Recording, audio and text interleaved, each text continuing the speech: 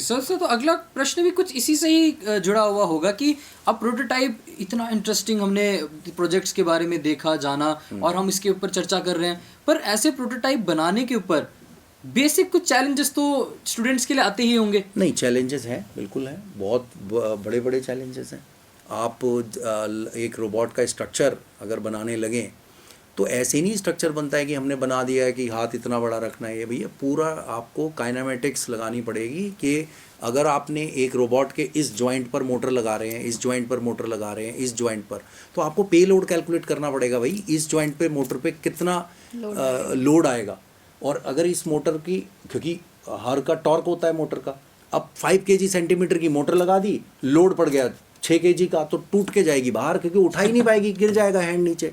तो सर्वोज के ऊपर आपको बहुत ही स्ट्रॉन्ग काम करना पड़ेगा। और अदरवाइज ब्रशलेस डीसी मोटर्स आती हैं जो कि those having a 130 kg centimetre torque, कि अगर kg सेंटीमीटर का पर्पज क्या है कि अगर आप 135 kg का लोड 1 सेंटीमीटर साफ्ट डिस्टेंस पर देंगे तो वो उसको बियर कर लेगा। लेकिन आपने साफ्ट की लेंथ रख दी 5 सेंटीमीटर, तो टॉर्क गिर के आ गया डिवाइड बाय 5। तो आप तो मान रहे हैं उसको 130 kg का, लेकिन आपने आर्म तो उसका पेलोड तो उसका साफ्ट में जो है 5 सेंटीमीटर कर दिया, तो डिवाइड बाय वो बची 30 kg की। तो हमें कैलकुलेशंस चाहिए। तो स्ट्रक्चर इज़ वेरी चैलेंजिंग। और दूसरा सिलेक्शन, वही मोटर्स, और मोटर्स के साथ आपको फीडबैक कैलकुलेट करना मोटर का, बहुत चैलेंजेस हैं। लेकिन राइट गाइड के साथ अगर आप करेंगे, इस फील्ड में अगर इंटरेस्ट लेंगे, ठीक है मार्केट थोड़ा कम है क्योंकि रोबोट हमारे यहाँ सैम्पलिंग होती है, कुका, फानूक, पारी, ये बनाते हैं सिंगल एंडेड रोबोट जिनका एक एंड फिक्स होता है और दूसरा एंड मोबाइल होता है। जैसे आपने थाई समित सुना होगा, एक रुद्रपुर में एक कंपनी है जो कि मारुति का पूरा गाड़ी इंस्टॉल करती है, 1 to 1 नट बोल्ट सब कसती है, तो सिंगल एंडेड है वो। लेकिन आप मोबाइल रोबोट्स में ढूंढेंगे कंपनीज मिलेंगी नहीं। बॉस्टन डायनेमिक्स है एक कंपनी जो वर्ल्ड में बेस्ट है, I think US army purchased that. तो बॉस्टन डायनेमिक के सबसे स्ट्रॉन्ग रोबोट्स हैं जो कि मोबाइल इन नेचर हैं। अगर सिंगल एंडेड फिक्स्ड है तो उसकी काइनेमेटिक्स अलग होती है, मोबाइल है तो कुछ भी हो सकता है। तो मोबाइल में आपको ऑल डायमेंशन से काइनेमेटिक्स कैलकुलेट करके प्रोडक्ट को, तो कॉम्प्लेक्स तो है, बट अगर बन जाए तो you can earn good amount. जी, जैसे चैलेंजेस तो आने ही हैं, पर चैलेंजेस को पार करने के बाद जो आप प्रोजेक्ट बनाओगे, वो जो रिजल्ट मिलेगा वो रिजल्ट भी उतना ही वर्थ इट रहेगा। Yes. अब बॉस्टन डायनेमिक्स की आपने बात करी, तो कहीं ना कहीं आप लोगों ने उनकी वीडियोस में वो रोबोटिक डॉग ज़रूर देखा होगा जिसके अंदर वो पहाड़ों पे चल रहा है, वो सड़कों पे चल रहा है, वो एक फ्रिक्शनलेस मल्टी टेरेन, वो एक फ्रिक्शनलेस सरफेस पे भी कैसे अपने आप को बैलेंस कर रहा है। ये सारी चीज़ें एक रात में तो नहीं हो सकती।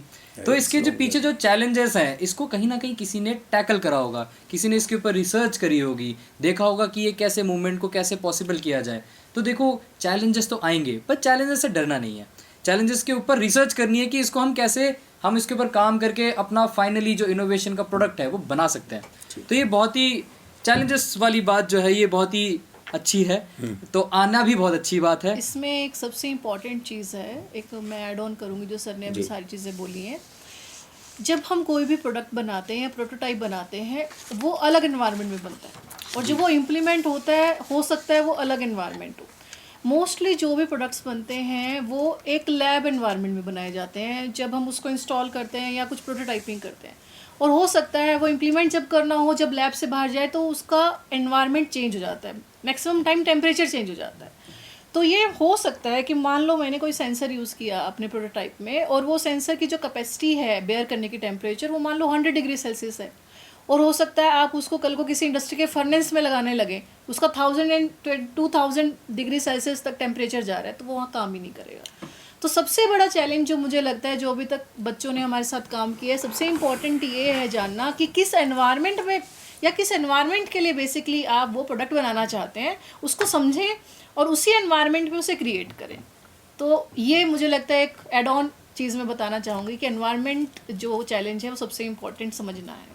एक चैलेंज तो मैं भी ये मानता हूँ कि छात्रों के लिए बहुत रहता है कि उनके पास हज़ारों आइडियाज़ होते हैं किसी भी प्रोटोटाइप को बनाने के लिए, किसी भी इनोवेशन पे काम करने के लिए। वो हज़ार आइडियाज़ पे जब वो सोचने लग जाते हैं तो वो एक आइडिया को पिक आउट नहीं कर पाते कि एक्चुअल में आपको काम भी तो करना है। सिर्फ सोच के आप अपने काल्पनिकताओं में इसको नहीं रख सकते ना, आपको कहीं ना कहीं उसके ऊपर प्रैक्टिकली काम भी करना है। आप किसी एक चीज़ पे तो प्रोटोटाइप बना के देखिए, अगर आप एक प्रोटोटाइप बनाना सीखेंगे तभी क्या पता आपके दूसरे आइडिया में वही तकनीक यूज़ करके आप दूसरा प्रोटोटाइप ज़्यादा अच्छे से बना सके, ज़्यादा और एडवांस लेवल पे बना सके। तो ये जो छात्राओं के लिए जो चैलेंज है कि आप बस सोच रहे हैं और कर नहीं रहे, ये एक चैलेंज को भी आप ज़रूर पार करिएगा ताकि आप नई टेक्नोलॉजी सीखें, अडेप्ट करें और फिर एक प्रोटोटाइप बनाए ढंग का जो आप मार्केट में लेके जा सकें। जैसे कि यहीं पे इंटर्नशिप उत्तरांचल यूनिवर्सिटी में हुई थी, वहाँ पे 6 बच्चों ने अपने पेटेंट्स लिखे, वो पेटेंट्स को फाइल करा, उसके चक्करों में उन्होंने वो नई टेक्नोलॉजीज के बारे में सीखा और आज वो अखबारों में है। तो इस तरह का जो कदम है वो आप लोग भी उठाएं, आप भी अपने पेटेंट्स लिखें, रिसर्च करें, क्या पता आप भी कुछ एक बहुत ही अमेजिंग बना सके। तो इस टॉपिक पे हम लोग वैसे तो बहुत कुछ है चर्चा करने पे, लेकिन इसको हम कंक्लूड करेंगे। तो मैम क्या कहना चाहेंगे आप छात्रों को प्रोटोटाइप तकनीक के बारे में? वैसे तो बहुत कुछ हम ऑलरेडी डिस्कस कर चुके हैं, लेकिन सबसे इम्पॉर्टेंट वही है कि आपको अपनी बाउंड्रीज से बाहर आना है, जैसे अभी आपने भी बोला, क्योंकि सबसे इम्पॉर्टेंट है कि हम सीखें, स्किल को एनहांस करें किसी भी तरीके से। अगर आपका रोबोटिक्स में इंटरेस्ट है तो आप उसमें जाएं, अगर आपका ऑटोमेशन में इंटरेस्ट है तो आप उसमें जाएं और सर्च करें कि कौन आपको गाइड कर सकता है।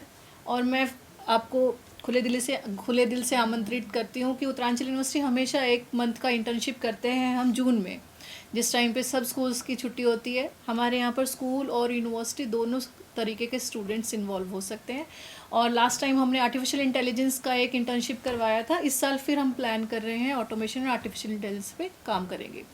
तो आपको ये अपॉर्चुनिटीज़ ढूंढनी है कि कहाँ पर आपको कुछ असिस्टेंस मिल सकती है।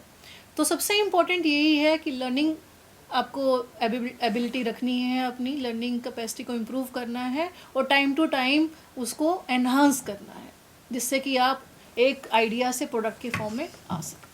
डॉक्टर राजेश सिंह सर, मैं आपसे पूछना चाहूँगा कि आप उन बच्चों को क्या कहना चाहेंगे जो इस वीडियो के माध्यम से या आप प्रोटोटाइप तकनीक के ऊपर अगर हल्की सी भी रुचि रखते हैं, वो अपना पहला कदम उठाने जा रहे हो, तो उन बच्चों को आप क्या प्रेरित करना और कैसे प्रेरित करना चाहेंगे? सबसे पहले मैं यही कहना चाहूँगा कि स्कूल टीचर्स जो भी बच्चों को गाइड कर रहे हैं, बहुत सारे NGOs हैं, कंपनीज़ हैं जो मार्केट में इनोवेशन प्रोटोटाइप करने के लिए काम कर रही हैं। तो टीचर्स पहले खुद थोड़ा सा टीचर्स करें होमवर्क, हैंड्स ऑन, और मुझे लगता है कि स्कूल लेवल पर ही फैसिलिटी क्रिएट की जाए रोबोट्स AI से रिलेटेड कुछ करने की। ठीक है, AI छोटा चीज़ नहीं है, हम NVIDIA के सर्वर्स या वो नहीं इंस्टॉल कर सकते, बट जैसे गूगल को लैब है, we can try our AI model over there. वो बहुत सारे TPU GPU की सपोर्ट भी देता है, ऑनलाइन मिलती है। तो सबसे बड़ा वही है कि टीचर कम्युनिटी को हम करें।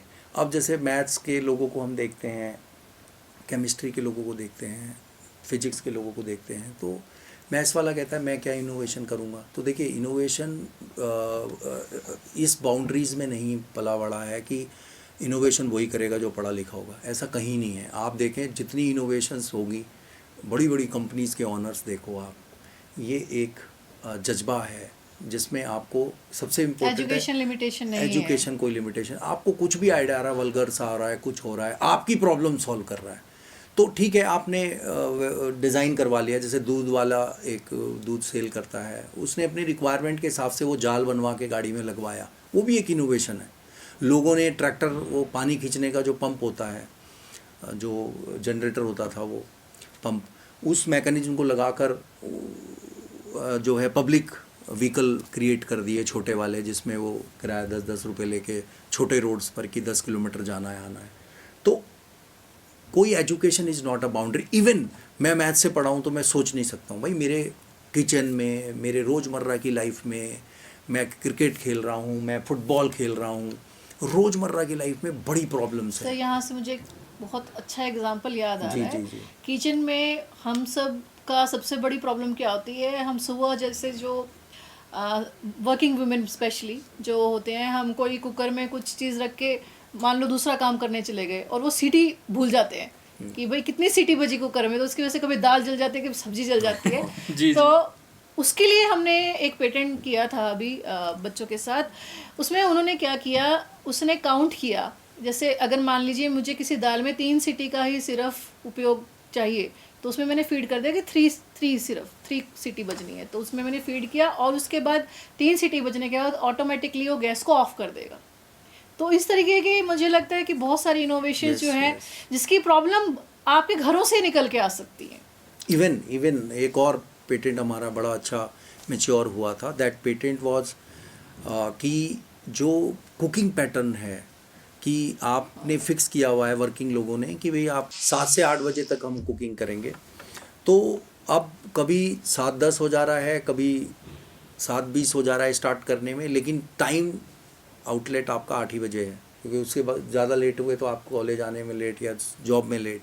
तो क्या हम इस तरीके का एक कैमरा बेस्ड कोई ऐसा गैजेट बना सकते हैं जो कि हमें सजेशन दे, हमारे लिए रिकमेंडेशंस करे कि भाई automatic will connect with your vegetables, और वो आपके डेली कुकिंग पैटर्न से ये चेक करे कि भाई ये गोभी की सब्जी 5 से 7 मिनट में कितनी देर में बनाता है, ये बैंगन कितनी देर में बनाता है, लौकी कितनी देर में बनाता है, और इससे ट्रेन हो मॉडल, और वो आपका डेली का पैटर्न निकाल ले और फिर आपको रिकमेंड करे कि भाई 7:20 पे स्टार्ट कर रहे हो तो I think you should today cook गोभी विल टेक 8 मिनट्स। अगर आपने ये वाली सब्जी की तो ये 20 मिनट ले लेगी, क्योंकि बीन्स हैं, आपको छिलनी पड़ेंगी, उसको काटना पड़ेगा।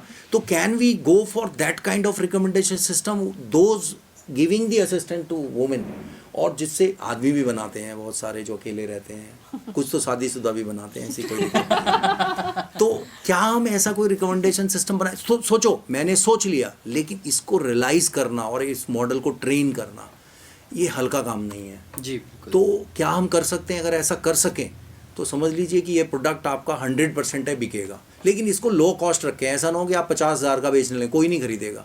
आप इसको रेंज में करें, क्योंकि इसमें किसी की फ़ोटो क्वालिटी से तो मतलब नहीं है। गोभी अगर मुझे ब्लर इमेज से भी पकड़ी जा रही है तो ESP32 आता है 1200 रुपये का, और खुल के बैक साइड में जावा स्क्रिप्ट में खूब कोडिंग करके, पाइथन भी सपोर्ट करता है, और छोटा पिक्सी कैमरा लगा हुआ है ऑन बोर्ड, और सेंसर्स भी लगाओगे ज़्यादा 1500 रुपये में हार्डवेयर रेडी।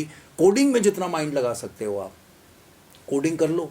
तो ये प्रोडक्ट 2000 रुपये में आप लॉन्च कर दो, एवरी वुमन विल टेक, और अपने अपने घर में लगा लेगी। डेली रिकमेंड करेगा कि नहीं आज you have now today's full time, now you cook this.